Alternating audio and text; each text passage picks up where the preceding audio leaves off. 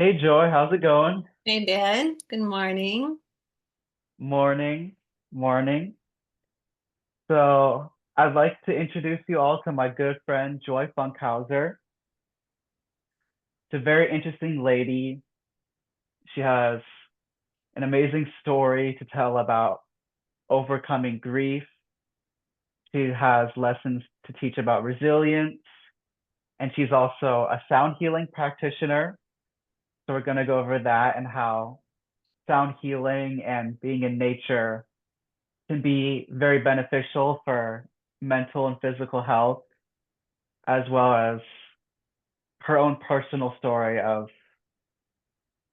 overcoming grief and loss.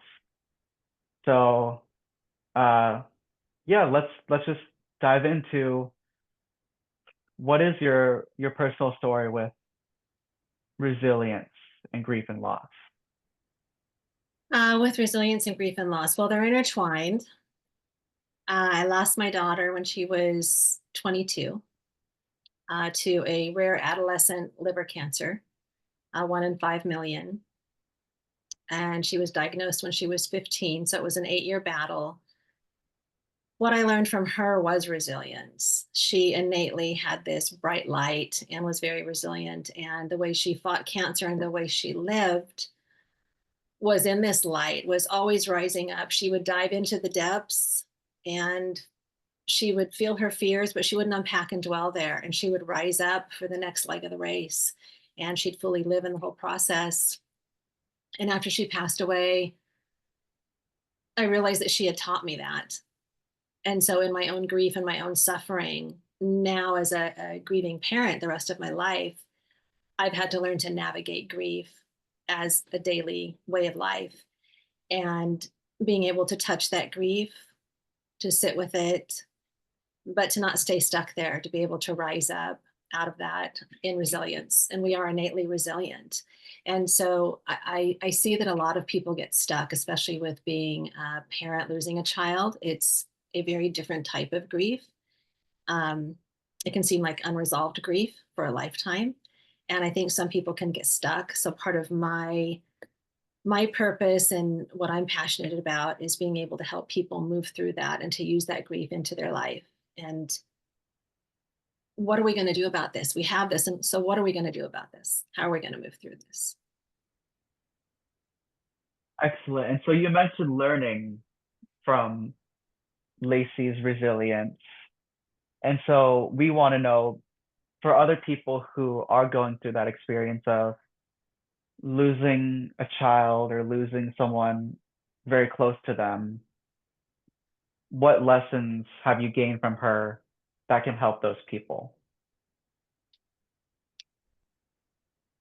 To touch the grief, to be able to touch the grief, because we can't be resilient unless we touch it.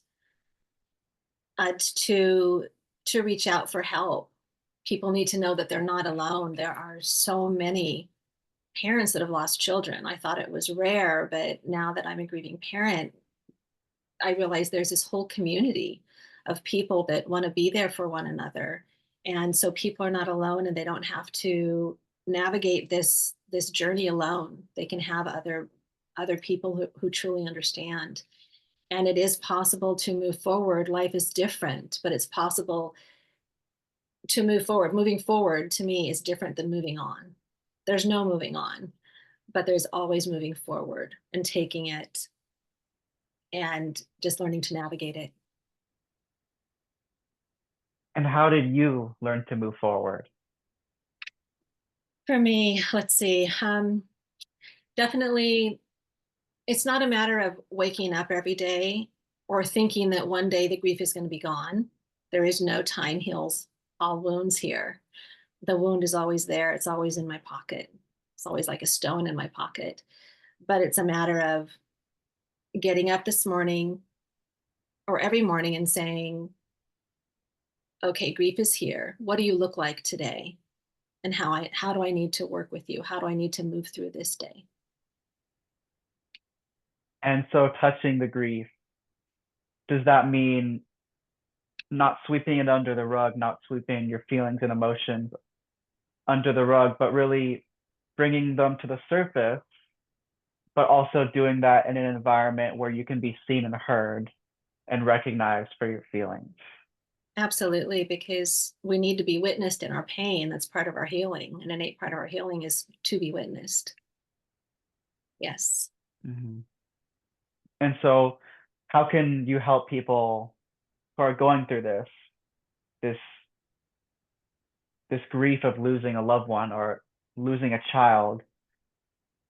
How do you help them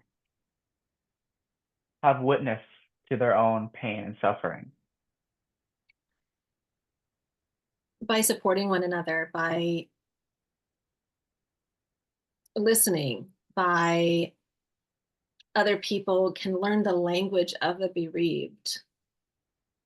And it's important to learn their language and to let them speak that language and to come in and speak that language with them, because it's different for all of us what that looks like. And witnessing, to be with people through the pain, to be with people as they rise up out of it, to develop these relationships with one another. Support groups is one thing. Sometimes they don't work for people. Sometimes one-on-ones are better. Sometimes it doesn't work for people at all, a support group, but some people really want that and need that because people feel alone in losing a child. And so, let's say someone's interested in doing a one-on-one session for grief recovery. And as I mentioned, you are a very talented practitioner of sound healing. How can sound healing help someone who is on their journey of recovery? Sure. First, I want to say I'm not a licensed therapist, but I am a resilience and grief coach. I'm a sound bath practitioner and a forest bathing guide. And in my own journey, what I found with sound and with nature is that when I'm in nature, I lose myself and find myself in the same breath. And there's magic that happens. There's just magic that happens there. We return to who we are. And the same with sound, the sound bath. For me as a practitioner, even, I've taken my heart rate before I play and after I play. And my heart rate after I played was 54 beats per minute. And I experience Mm, complete bliss after I play. And I'm not even the client that's fully immersed and completely relaxed. And there's just such healing in it. Um, the bowls hold the space, nature holds the space. It's a beautiful synchronicity. It's a beautiful thing. And mhm, sometimes just to be able to be in that space is all someone needs to help through the journey. mhm. And be able to be silent while also hearing these healing sounds. And I've been lucky enough to experience your sound bath. So, just a lot of people I'm sure have heard of sound healing, sound baths, but maybe they haven't experienced it for themselves or they don't know quite what it means or how it works. Could you explain that for the audience? Sure. So, and I think some people are afraid of sound baths also, or it can be. And it's a form of self-care, and it's based on vibration rather than music theory. And the vibration correlates to different parts of our body. And our body just innately, there's this innate relationship that happens, this innate synchronicity that happens as the bowls play that help heal us. And it's something that has to be experienced. It's almost hard to explain. It's something that has to be experienced to fully understand it. I just describe it more as a self-care, creative self-care, where people can immerse and be washed over with the sound. That's why it's called a sound bath, and can just melt into that sound, into deep relaxation. Hmm. And when you combine the sound bath and the sound healing with being out in nature, which is what I was able to experience with you, what magic happens Mm. when combining nature with sound healing? So forest bathing, A lot of other countries have it and do it. It's pretty new in the US. We're catching on, or we're catching back on to it. Forest bathing is an immersive experience in nature. And Dr. Quinn Lee, if I'm saying his name right, in Japan, did studies on forest bathing. And what he found is that those who spend more time in nature, or those who forest bathe, Shinrin Yoku in Japanese, have less stress, less heart disease, uh, less mental illness, or things decrease, a lower heart rate, lower blood pressure, and many of those health benefits. And it's similar in that this vibration, similar with the sound bowls or the crystal bowls, there's a vibration we resonate with, and it happens when we hear the bowls and when we're in nature. That's why it feels so darn good to be out there, is because it's who we Mhm. are. It's returning home for all of us as human beings. And if you think of civilization, this much time has been spent between four walls because we really Mhm. belong in nature. So as you experienced being out there, hearing the sound bath, and birds are flying by and the wind is, wisping through the trees, and the air on our face and our skin, and it's absolutely magical. And to have Mhm. both together is pretty profound experience. Absolutely. And I think a lot of us struggle with the feeling of being disconnected. Like we were just talking about, a feeling that you're alone. Nobody else feels this way. But there's something to be said there about, we are nature, we are the universe. But when we go out in nature and we can silence the analytical mind and hear the birds chirping and hear the wind blow, or the sound of water, the Mm, ocean, or a river, we're reminded that we're one, absolutely. and which is truly what we are, and that everything is connected. It's very, And yeah. it's the interconnectedness with all life. Hmm. And how could how do you think humanity as a whole could benefit from feeling more connected with all that is? Oof. Well, isn't disconnection so much of all the chaos, for us as Hmm. humans? And reconnecting, there are studies that show, which I can provide the studies for you to post, studies that show that those that spend more time in nature have more eco-friendly lifestyles, that they just reconnect with nature and the planet. And for me, realizing being in nature has really helped me to realize that we need to learn to live with her, in partnership with her, in a reciprocal relationship, rather than live off of the earth. Mm, fascinating. Hmm. And I think that's where, and I agree that a lot of suffering comes from not realizing that we are one, that we are, I'm you and you are me. That's very fascinating. And how could one, through in their grief recovery journey, feel a sense of connectedness to those who have passed on?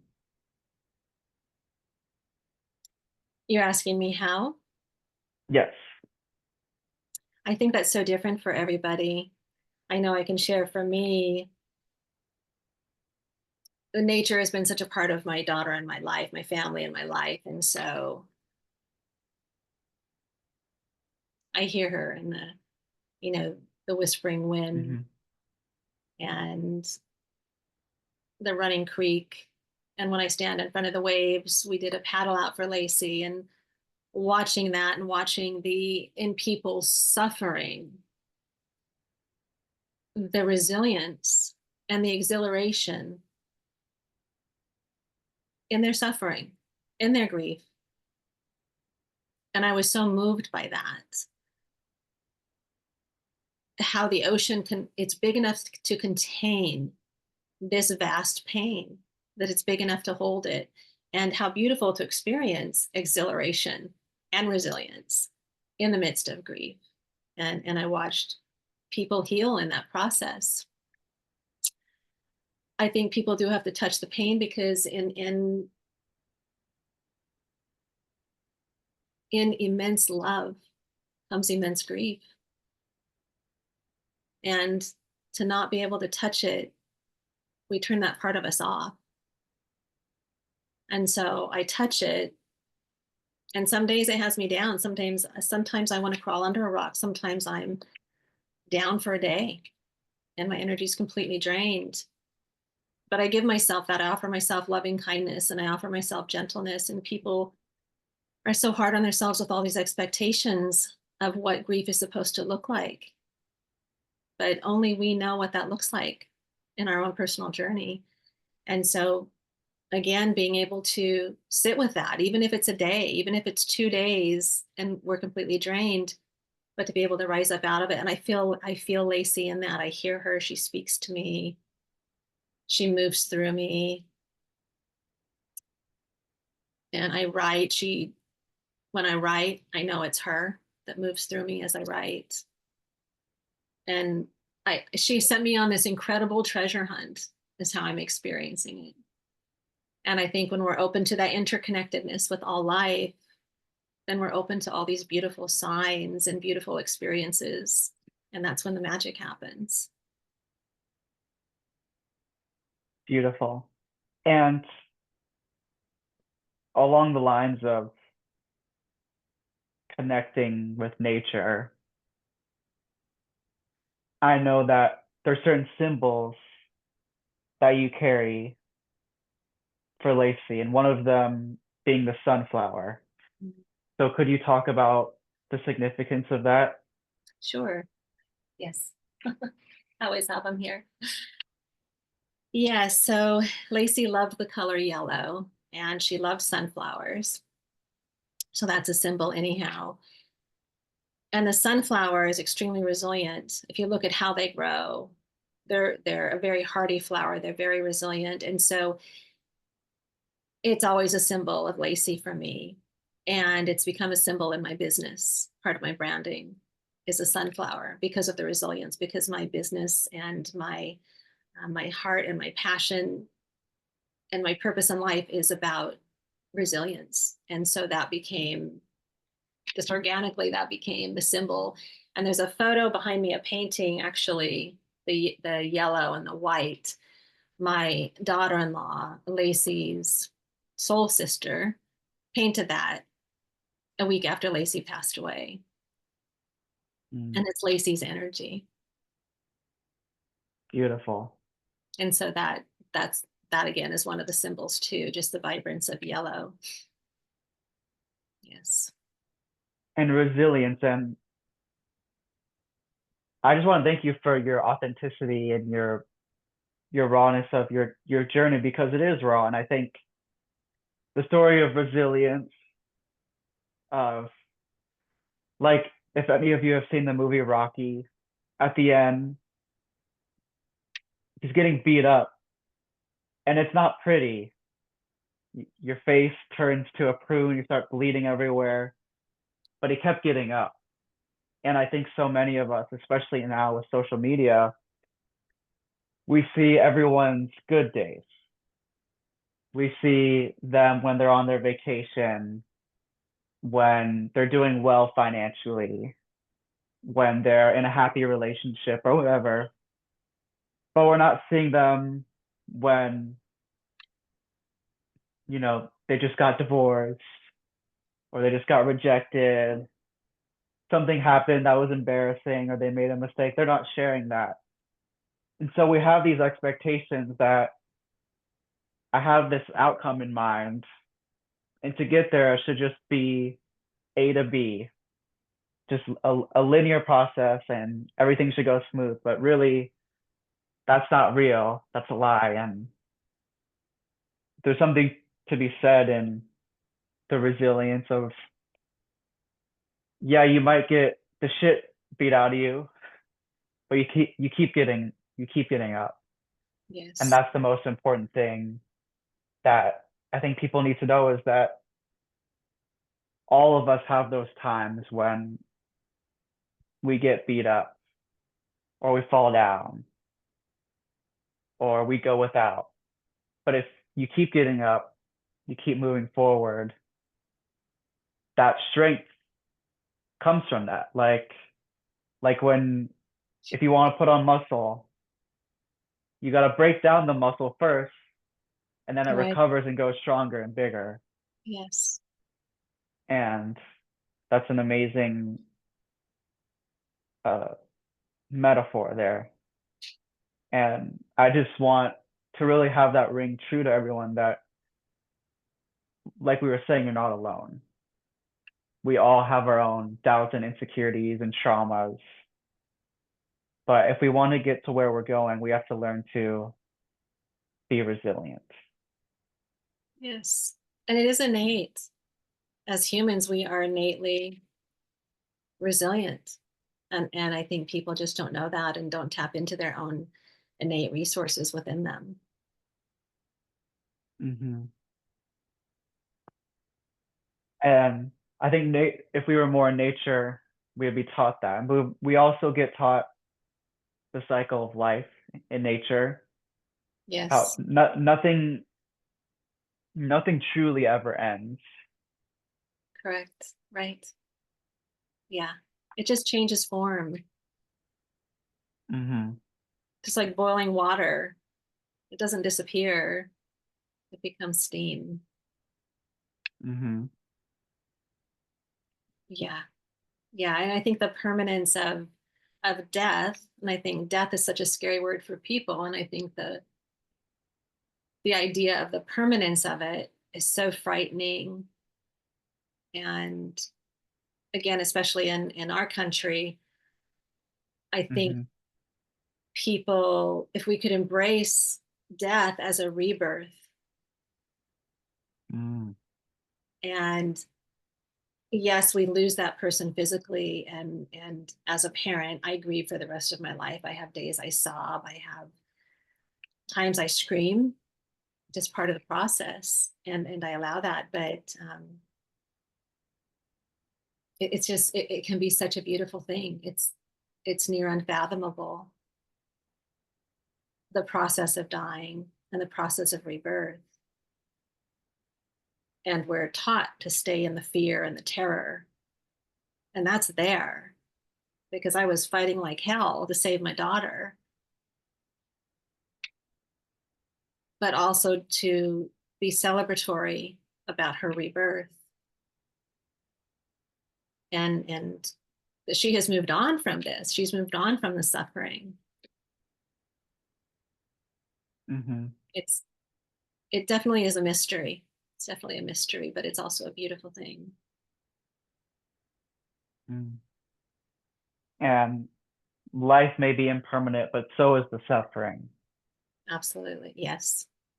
The suffering is impermanent. I think that's so important to remember also, because especially if we keep these things to ourselves, um, we we truly feel that however we're feeling in that moment, if we're happy, we think we're gonna feel happy forever. If we're sad, think we're gonna feel sad forever. We can't put that in perspective so often. But I think if we connect more with nature and our true the trueness of who we are, being the soul that animates the body, that it doesn't end, it just changes form. Absolutely. But hopefully we change form in a good way. Yes. Yeah.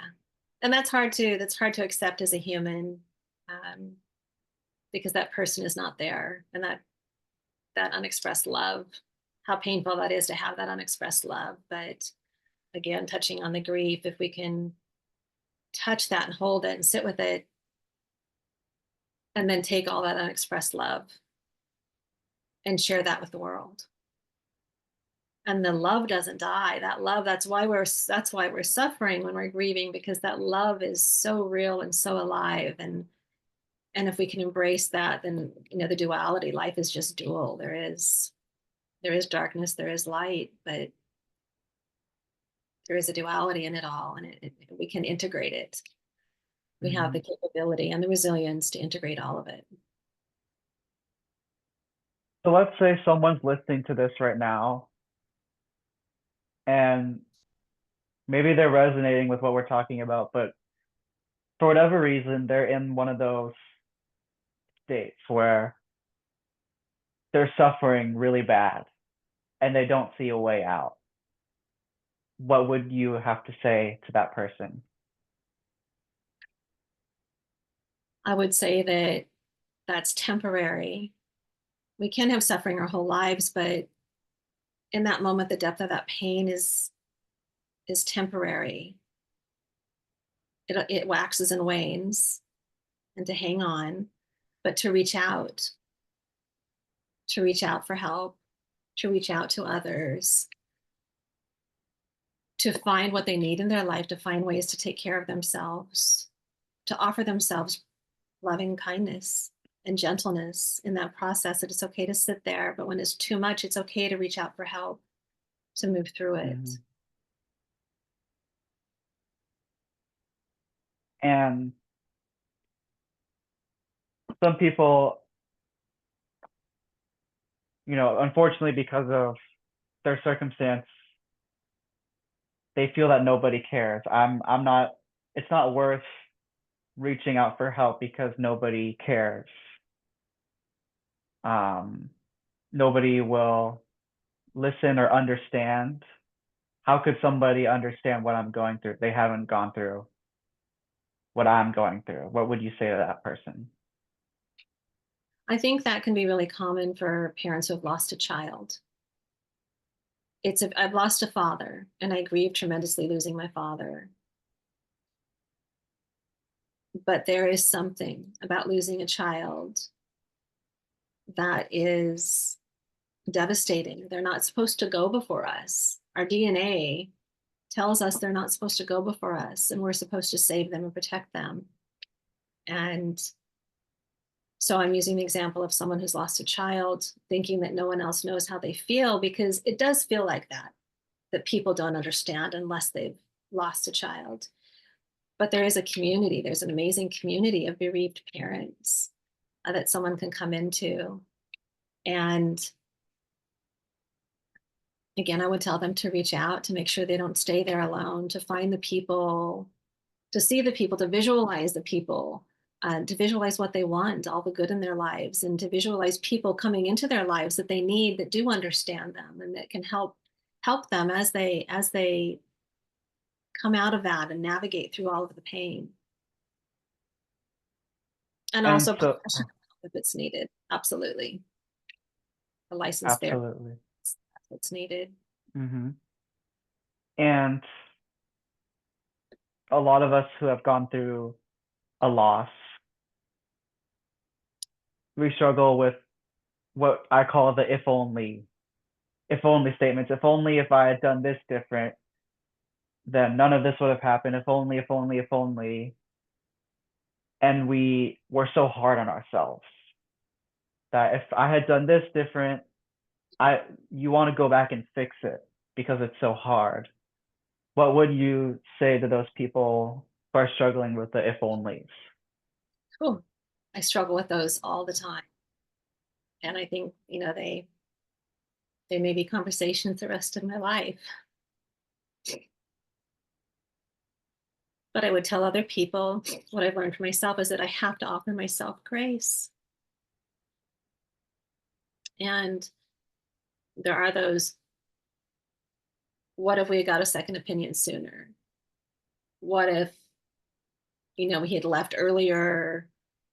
Then there are all these things. And that's also part of navigating grief. That's part of the stages of grief too, is some of the retrieval and all the different stages of grief. So it's totally normal. But it's important to offer yourself grace, to absolutely offer yourself grace. and we all do the best that we can do with the resources we have in all the decisions we make. Hmm. And that's something that I know from hypnotherapy is behind every behavior is a positive intention. Absolutely. Yes. And there's going to be a lot of resistance Mhm. to me saying that for some people. Um, but if you can take your ego out of it and really realize that we all are doing the best we can. And for some people, unfortunately, the best they can do is really shitty. But That's a there good. is a positive intention. There is, and it's. I like to use Virginia Sitar's Hmm. her theories about a parts party, about those parts of ourselves, and inviting those parts of ourselves to a party. And I envision mine like a table, like a Mad Hatter type of situation, the table. And for example, I've had a lot of anxiety in my life. And so I invite anxiety and asking anxiety, what is your purpose? Why are you really here? And the answer for me from anxiety is, I'm afraid something bad is going to happen to you.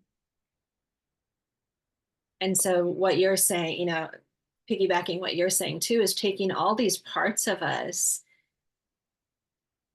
and with mystery and curiosity rather than judgment and rather than reacting, to be able to slow down and to wonder, to have wonder about them. What are you here for? Because there is a good intention. And Absolutely. embracing all of those parts of us. Hmm. And piggybacking on the Virginia Satir is a concept about called the meta model, which is essentially uncovering people's cognitive distortions, meaning the way we interface with reality is not necessarily true reality. We're forming our own map of the world around us based on our own experiences, because that's how we learn to survive. And again, going back to the generalization statements, like, oh, nobody cares, nobody loves me, really nobody, because us as humans, we have a tendency to see the people that are doing bad to us, the people that really make us feel horrible, but we don't see, even if it's just one person, even if it's just our pet, we all have someone that loves us. And in those times when it's hard and we feel like nobody cares about us, that it's all hopeless, that I should just check out, even to think about, okay, just challenge ourselves. Okay, nobody cares. And then you think about a friend that you haven't talked to in a while.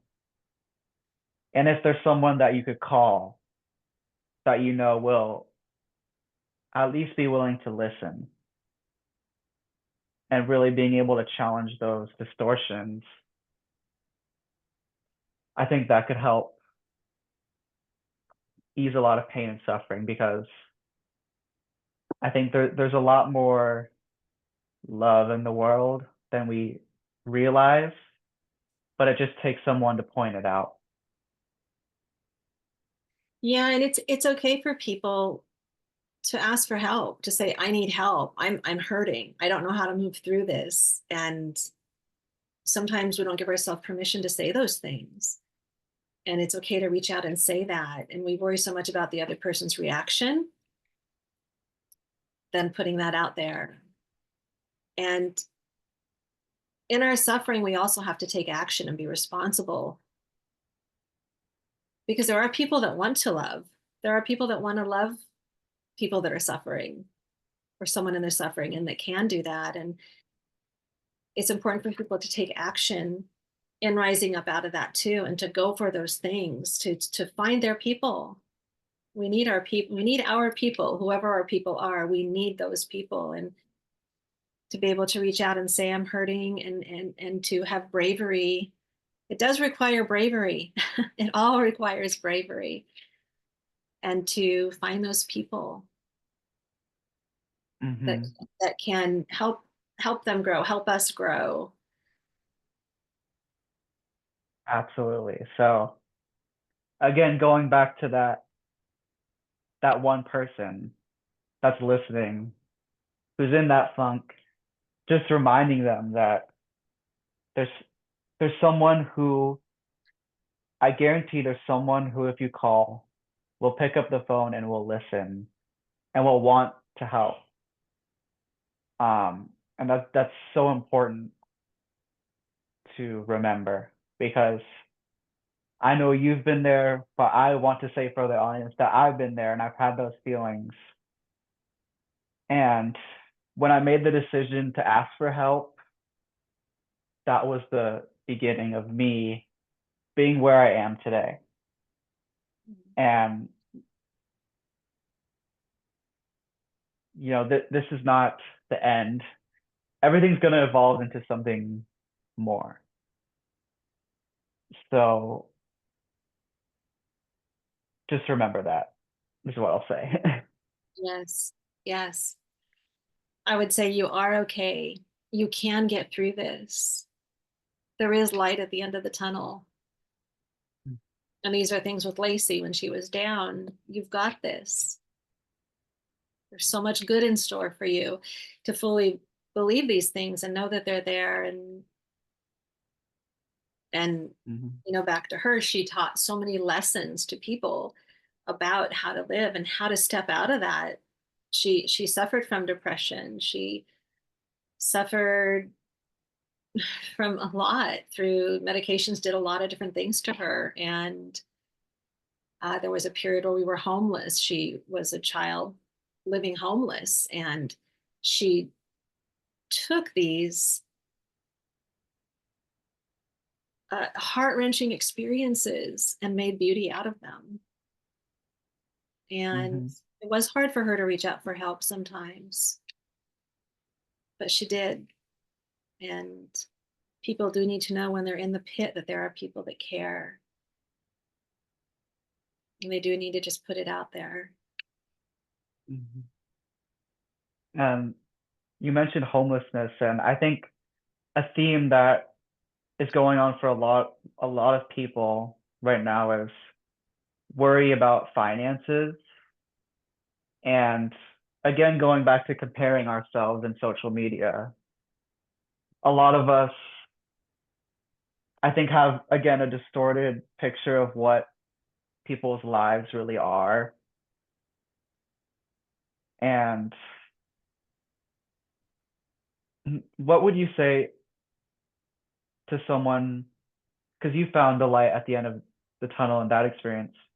What would you say to someone who is struggling financially or is even homeless,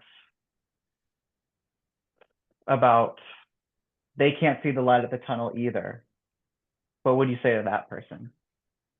Keep going. Keep going. It's one of the things I said to Lacey all the time. Keep going. What are we going to do about this? So this is a situation. What are we going to do about it? And there was a time when I was sitting in a parking lot outside of a Motel 6, and I was out of all the money I had. And I was looking at homeless shelters. And I sat in that parking lot with my notebook, and my 17-year-old son had the two younger ones, one of which was Lacey. And I sat with that notebook calling agency after agency for help. And it just took, and I even told my mother I left an oppressive system. And I remember talking to my mom on the phone saying, I was ready to give up. And I told her, I said, I just need to go back. I can't do this. It's too hard. I had lost the, I had lost the housing that I had had. It was a job that included salary and housing, and the kids developed chickenpox, and I had to move off of the property. The health department required it because of the programs that were run there, and so we were then displaced. And so my plan A fell through completely. Plan B fell through completely. Um, and I applied for a lot of different type of public services to get through this time. And on that call with my mother, I finally was at the point where this is so hard. I think I just have to go back, which is common in abusive situations, or leaving oppressed. We return to what's familiar, because in that Mm-hmm. suffering, that's easier. But my mom said to me, no, you're not coming back. You're going to keep going. And I kept going. And um, we found a homeless shelter that was willing to take us. We met the demographics 3 days later, and we drove out to Ventura County and moved into that homeless shelter. And never did I think I would ever live in a homeless shelter. But it was a gift. It was a blessing that we needed. It was a cornerstone for us. And never did I think my youngest daughter would have cancer. And she did. Um, and I think I've gotten away from the question you asked, but um, it's the keep going and to find the resources. We have a responsibility in that suffering, and that nobody cares. People need to change the dialogue with themselves. Is okay, this is where I'm at. What am I going to do about it? And there Mm-hmm. are, to believe in the good, to believe in all the good that's there, the universe, God, however we want to view that, and however we do experience that, is for our good, for higher good. And to be able to keep going and to believe in the light and to follow the light in all of it. Mm-hmm. And just taking, so many people just don't take that first step of either reaching out for help or whatever it may be. It's just about taking that first step, and then builds momentum. One step leads to another. And I think when we're all, that's how our mind works. We deal with knowns and unknowns. And if something is an unknown, it's scary, it's dangerous. But when you step into the unknown, that's really where success comes. Because so much of success is just overcoming fear and keeping showing up and not quitting. And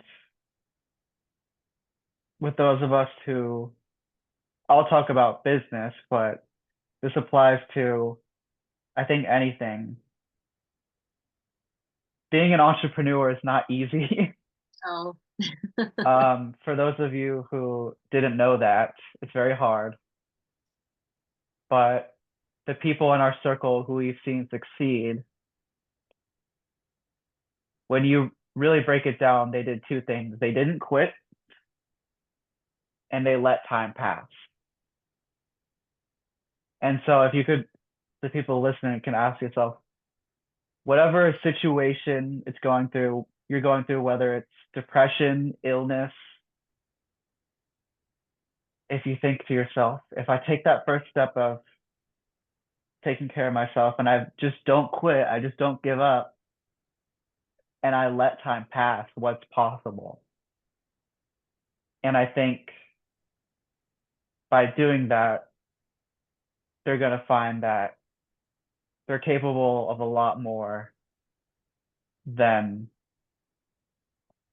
they think in that moment, where for me, nobody loves me, nobody cares about me.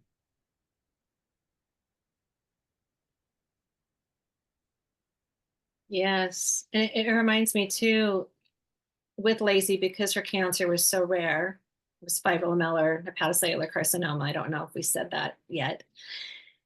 And again, 1 in 5 million. And because it was so rare, there weren't a lot of doctors that treated it. And her oncologist, who's a world-renowned oncologist, said that he explained that in medical school they hear about it, physicians hear about it, but they will usually never see it their entire medical career. And one of the things, the point I'm trying to get to is, because it was so rare, there are not enough studies. And so these kids are being treated with treatments that don't work for regular liver cancer. And we also have a medical system where doctors are gods. But the flip side of that is we treat them that way also, and that's a hard role to live up to. And having the fear in that, and not choosing not to stay stuck in something that isn't working, because Lacey decided, I'm going to fight, and everyone decides what they're going to do. It's everyone's journey. They decide how they're going to deal with it. And Lacey's was, I'm going to fight through my last breath. And that's what she did. Mm-hmm. But she had a 14-month prognosis, and that was, she lived 8 years longer. And in that, of feeling the helplessness and the powerlessness, pushing against that medical system and finding a team. And this all goes back to, I'm trying to bring it back to what we do when we're in the pit. And that was her choice. And so, damn it, we're going to do this. She's going to fight. She's going to fight. That's what she wants. And we went for it. And we put the team together. We had doctors that kept telling us, you know, she had a short prognosis and there was no cure. There's no treatment for this. And Lacey became the third patient in the United States to try this triple therapy, which worked for a time, but it worked. But in that, the helplessness in a medical system, or the helplessness in depression or grief or whatever it is, to realize that we all have this innate power within us to move through it, to find resources. As human beings, that's what we do. We find resources and we adapt, and we learn how to live on this planet. And that's how we started navigating through her disease, is finding the right people, believing they were there, the right doctors, the right team, that there was a cure, to find that. And I learned through all of that advocating for her in a bureaucratic healthcare system was an act of revolutionary love.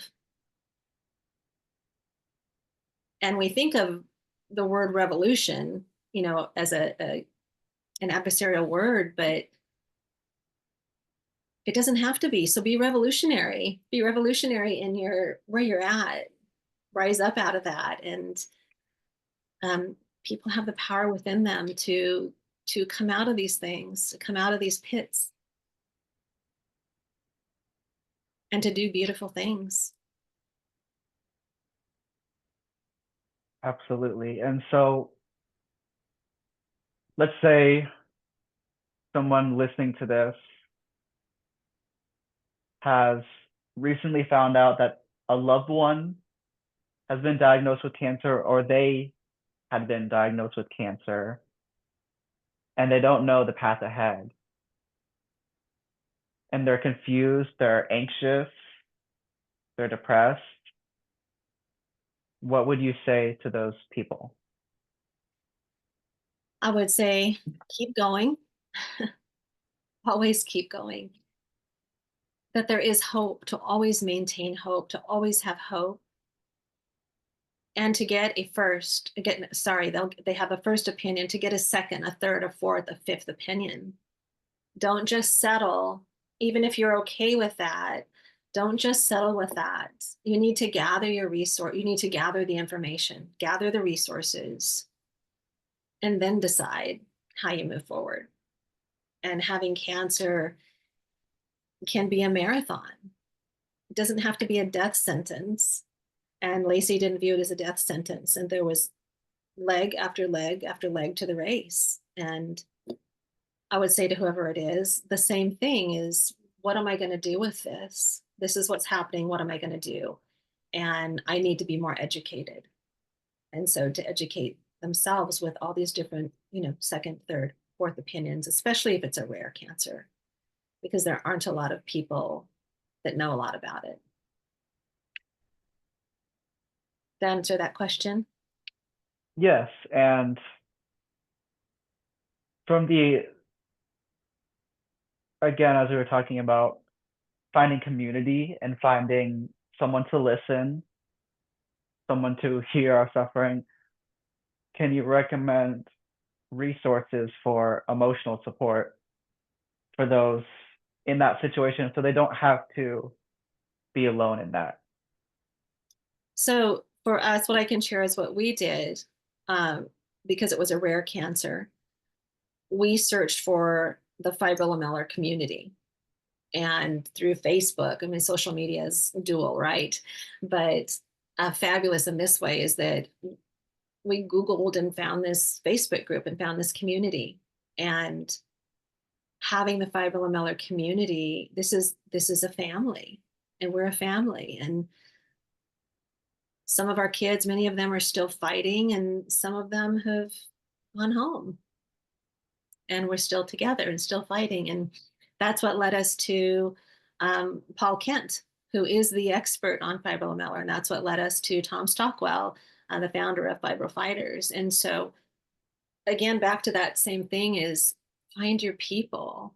We found the people that would support us, that would support Lacey, not just in the fibrolamellar world, but in our lives. Um, that's how you and I have come together, finding our people. I definitely feel like you're one of my people. Mm-hmm. And to reach out, to not navigate it alone, and don't waste time when there's a cancer diagnosis. It's okay to question the doctor. You need to question the doctor. There's one driver, there's one employer, there's one CEO, and that's the patient, not the other way around. And people need to know Mm-hmm. that. And it's a different way of seeing it because we're taught different. Um, but to reach out for help, to research and find the experts and go get these different opinions, and not just to settle for one, and then Mm-hmm. decide what works for them, and to move forward with that. Mm-hmm. And trusting our instincts and intuition. Yes. Mm-hmm. Yes. And that's something I believe in very strongly, is that our instincts and intuition know more than our conscious mind. Absolutely. And um, and we can relate that to health. If you feel something's wrong with your health and you feel you should get it checked out, you should. And if a doctor's opinion doesn't feel right, or you get a bad feeling from a doctor, it's perfectly okay to seek help elsewhere, because our instincts and intuition are very important to trust Yes. in life in general.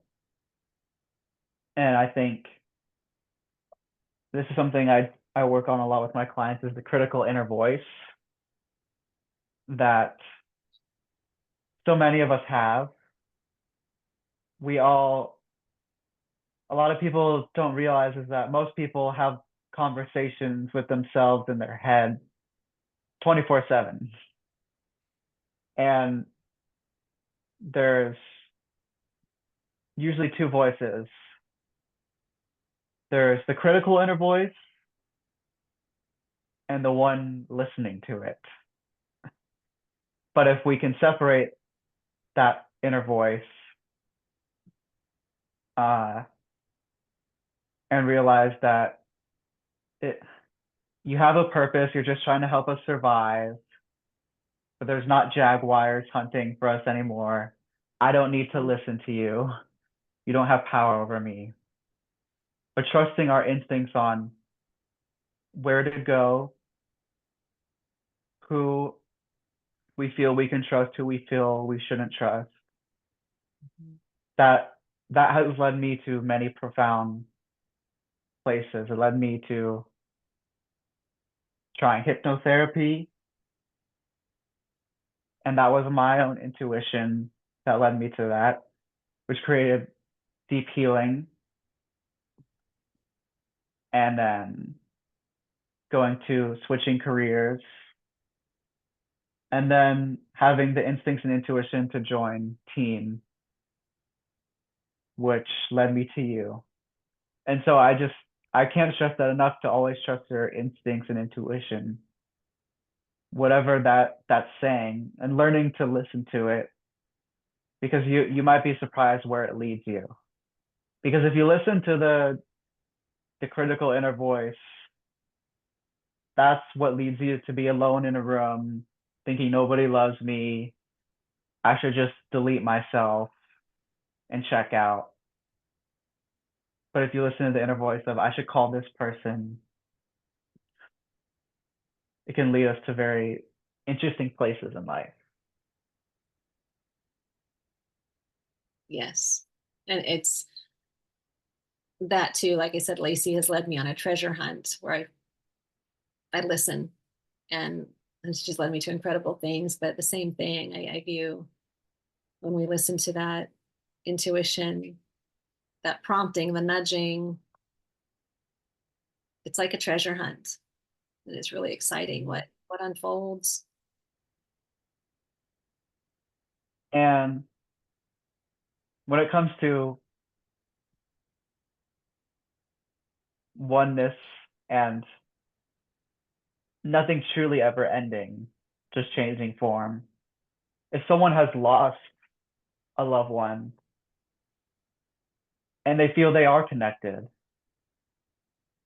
how do they learn to trust? How do they tap into that? How do they learn to listen to that voice and not question it or think they're going crazy, to let that lead them on their own treasure hunt? Right. I can share my experience with Lacey. After she passed away, my back, 2 days later, my back went out. I couldn't walk. I could not even leave my bed. And for me not to be able to get out in nature as part of healing, like consciously going out there, meaning to heal or intending to heal, losing my child, this is the worst thing I've absolutely ever been through in my life. And I couldn't move. And I couldn't even sob because it hurt my back so much. So it was just this, I can't even put words to it. It was agonizing. It was agonizing. And I'm talking with her, and I hadn't really felt her yet. And since she had passed. And then a few days later, the first thing I heard was, what is this about? What is talking to God, to the universe, to Lacey, to my dad who's passed? What is this? I can't move. I can't even sob. And what's it about? And then I heard her, rest, mama, rest. I'd been a caregiver for many years, and I had become her ICU nurse. She didn't want to be at the hospital, so emergency rooms were just to stabilize her and get her home. I managed her port, her IVs, her injection, everything.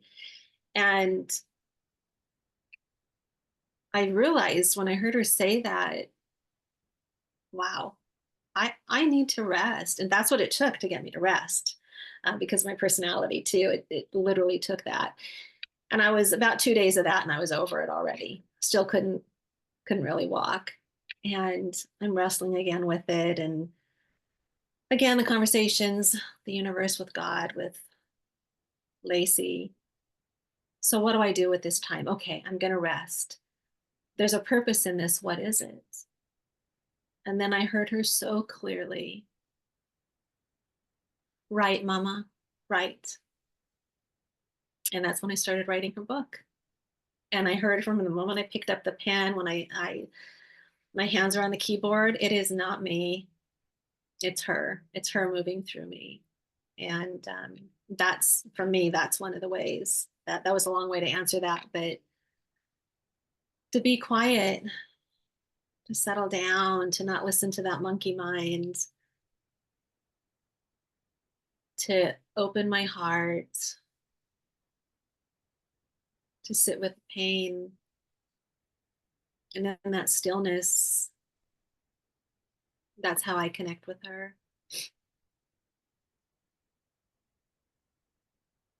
And what do you think happens to us after we die? What do I think happens to us? I think it's a great mystery. I've given myself permission to be okay with mystery. And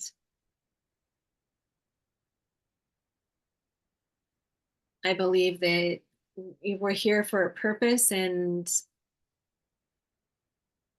we fulfill that purpose, and then we graduate. And we graduate into something beautiful. And I still have all my fears. I grew up in a very legalistic, oppressive religious system. And so I still have some ingrained fears around that. And that's definitely something I catch myself on. Um, but I believe it's absolutely something magnificent and beautiful and more than we could ever imagine.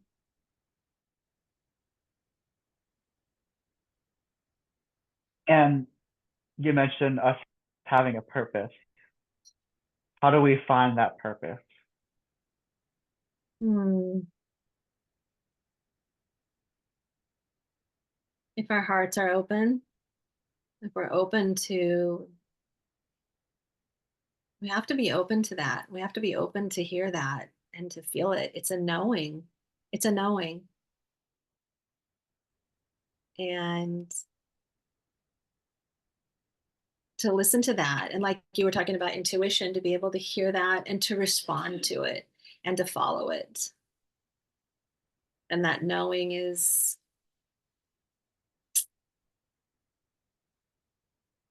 it's palpable. It might not seem like it, but it is.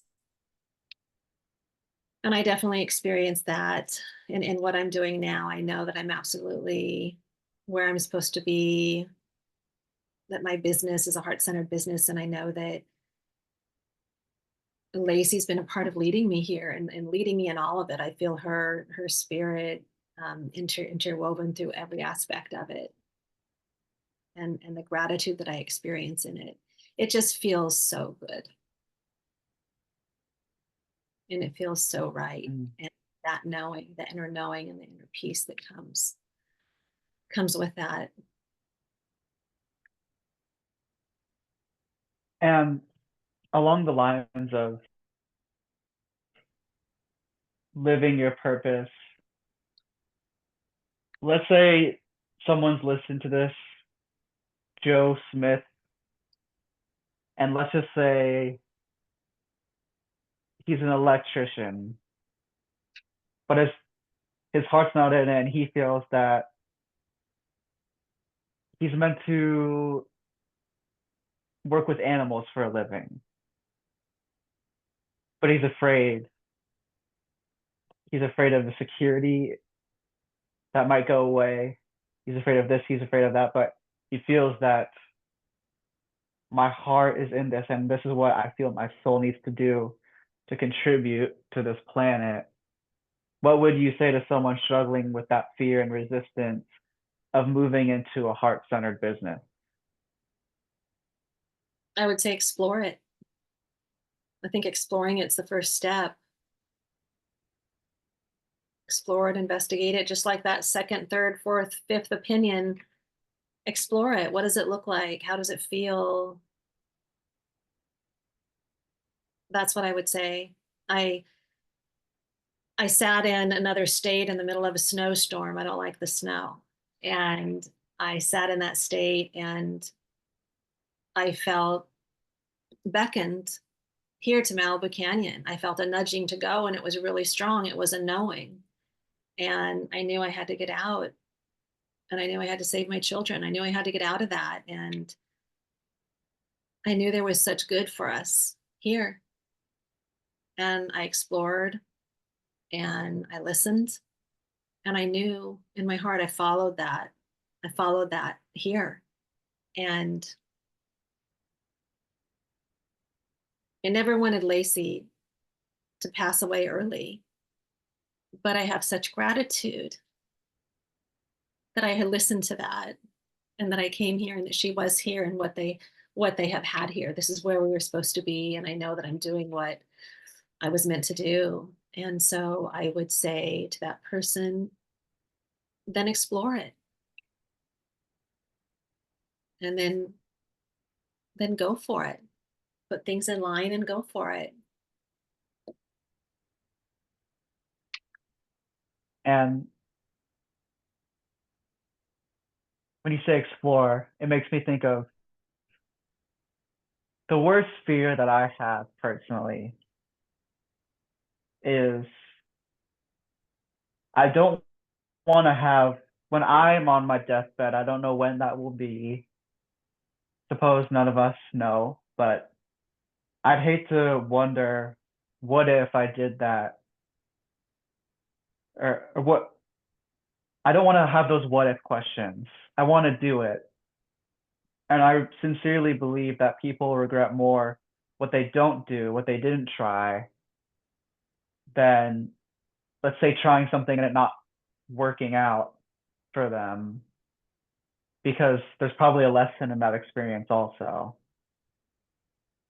And so I want to encourage people who are feeling stuck to try those things, follow those gut instincts. Your gut instinct tells you, I want to travel to Jamaica, and you don't have no idea why. But if you feel that feeling inside you, that means the universe, spirit put that in you for a reason. You need to go to Jamaica. And you don't know, you could have some life altering experience that completely changed your world forever. But if you never did that, you wouldn't know and you would have been stuck. So that's very profound. And let's go back to the book. So tell us about the book that you're working on. Sure. It's Lacey's book. It's her story, uh, from my perspective as her mother. And it's the working title is Lacey's Grace. And I've been pitching literary agents. There are two versions. One is a memoir, a narrative nonfiction memoir, and then the other is a women's fiction based on the true story of Lacey Grace. And she has, like I was sharing a little while ago, that profound moment of right, mama, right. It was just amazing because with my back not being able to move, I could write. I could definitely write. And so that's been a healing and agonizing and bittersweet and beautiful and heart-wrenching experience writing the book. And I want people to know her. And No, go ahead, go ahead. oh, I was gonna say, what has that experience taught you? Oh,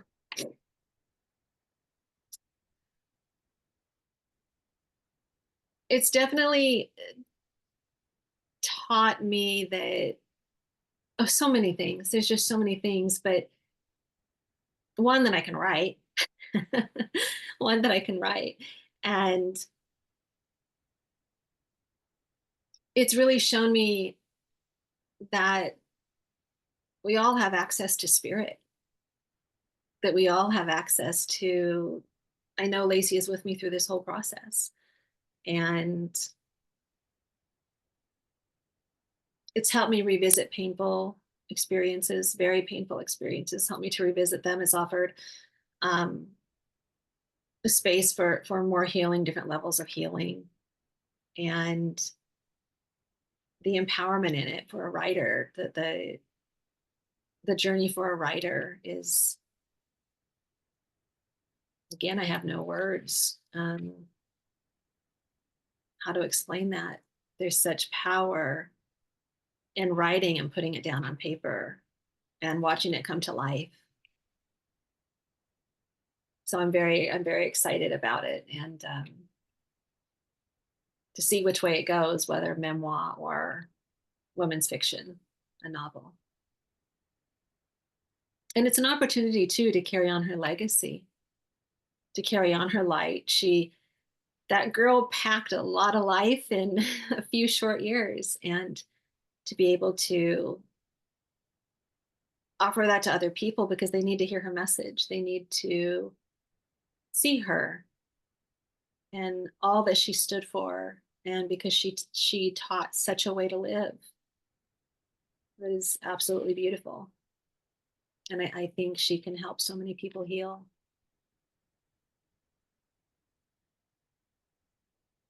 Absolutely, absolutely. And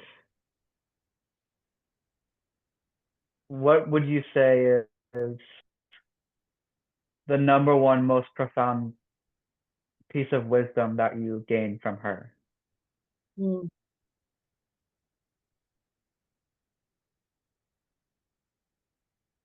There were so many things, but for me, resilience is that we are resilient. We're innately resilient. And the way she loved in such an incredible way. She was the baby girl, she was the youngest, but the love that she gave and the things she taught, all of her big brothers and taught me. And when she was dying, we didn't know she was dying yet. And she didn't either, or maybe she did and didn't talk about it. She chose to fight through her last breath. Her instructions were very clear, but she didn't want any pain meds. People are usually on morphine, and that's fine if people need to do that. I support that. In no way I'm minimizing what people need, and in hospice or through their dying process. But Lacey did not want any meds. She didn't want any anti-anxiety meds, no pain meds, because she wanted to be present. And she stood there. One of my sons shared at her celebration of life. One of her little nephews had a birthday. And this was a few days before she passed away. And she could hardly stand up.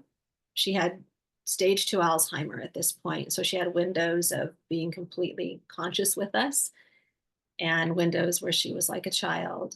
And my sweet little grandson, her nephew, she could hardly stand up, and he comes in the front door and she stood there, and the way my son describes it is much more beautiful than the way I'm describing it, but she stood there trembling, shaking, and with all her might she says, "Surprise," to Jamie.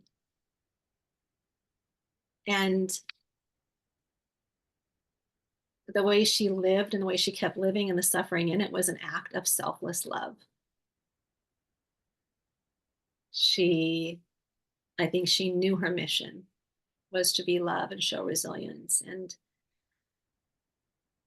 that would be it. To be brave, to be resilient, to trust that, to be light, to find the good, and to have fun. To have fun. The girl knew how to have fun and to embrace life and all it has to offer. Mm, that's amazing. That's amazing. And almost don't have words. That all sums it up right there. Resilience and Yes. being loved. Yes. And I think so many people, they go through pain, whether it be physical pain or emotional pain, but they don't choose to turn that into love. They become bullies, Right. Yeah. they become they turn to drugs and alcohol. And so I think, like, I'm looking at those stones behind you and I think of, Mm. it's like if you would, when you throw a stone into water, you see the ripples, and when you help one person or when you lead as an example and you bring your suffering to the forefront, but you stand in your resilience in spite of the suffering, and you choose to help people from your own experience. That ripple, you don't know where that ripple leads. And I think her ripple is still living on because of how she chose to live her life. Absolutely. Yes. And our family, we want to carry that on for her.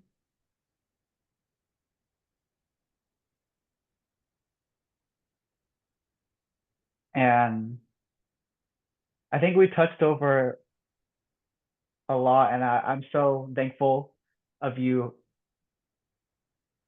being brave to share your story, Thank you. because I think this is going to help a lot of people. And I think people can benefit from your services. The being in nature, we talked about that, the sound healing, the vibration, knowing that we're all connected, grief support, and that you're not alone. And there are people who want to help. I want to help. Joy wants to help. We know a lot of other people that we can connect you with that want to help. So don't hesitate to reach out. And I guess, is there anything else you'd like to add before we sign off? That I'm available for people. I'm local in California, but I do hold support groups virtually um, in the Malibu Canyon area. Rewild Tribe is the business name. The website's rewildtribe.com. Joyfunkhouser.com is the other website that's more about the book. It's more my personal website and about advocacy. And just please reach out if anybody feels moved to reach out. And I also want to say that Ben is amazing. I went to Ben for a hypnotherapy session, which I was actually afraid of myself because of my own upbringing. And it was he holds this beautiful safe space. You hold this beautiful safe space for people. And it was it was a healing, wonderful experience. And so thank you for that. And I would want to encourage anybody listening, if they felt like that was something to help them, that you are quite a healer and have quite a gift. And if you're afraid of things like that, I go to Ben. If you're afraid of sound baths, come to me. Or go to Ben Yeah. or Reiki and Mm-hmm. hypnotherapy. You are amazing, Ben. Thank you. So that's rewildtribe.com, correct? Correct. And joyfunkhouser.com. And that'll Correct. have all her contact information, additional information, resources. And for me, like I said, I do hypnotherapy, I do Reiki. I combine a lot of counseling and interviewing techniques, therapeutic hypnosis, energy healing, as well as emotional freedom technique, which is another energy healing modality. And I bring my own intuitive gifts into the session as well when I feel called to do that. And for me, you can reach me at my website, benjamingoldberger.com. That has all my information. I do virtual sessions via Zoom. And you can also see me in person in Westlake Village, California, as a part of a collaborative called Westlake Healing Arts. And that'll be on Townsgate Road. So whatever works better for you, you want to come see me in person, you want to come see me virtually, I'm flexible and I want to help. or I want to at least refer you to the people who can help. And so this has been amazing. I've learned a lot from you. I know the audience has learned a lot as well. So I think we're ready to sign off, and thank you, and don't hesitate to visit our websites and reach out. Thank It's you. been an honor.